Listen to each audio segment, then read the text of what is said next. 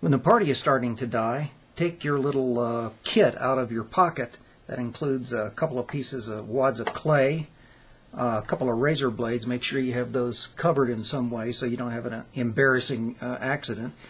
A little laser pointer and a spring-loaded clothespin. So you take your laser pointer and you turn it on and hold it on with your clothespin and stick it into one batch of clay and put the other one a few centimeters in front of it. Stick a razor blade vertically on one side and on the other so that the beam just passes through. Ask someone to get the lights, which will not only improve the viewing but heighten the anticipation. The gap between the razor blades is wider than the laser beam itself, so we have not constricted the possible locations that the photons can be. We have low information about location. Therefore, the Heisenberg uncertainty principle says we should have high information about its momentum, where it's headed.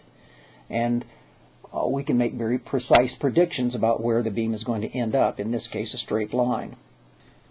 By closing the gap between the razor blades, I'm going to restrict the possible locations where the photons that do pass through can be, giving me greater information about location. Heisenberg uncertainty principle says that means I have to have less information about its momentum, the direction they're headed in.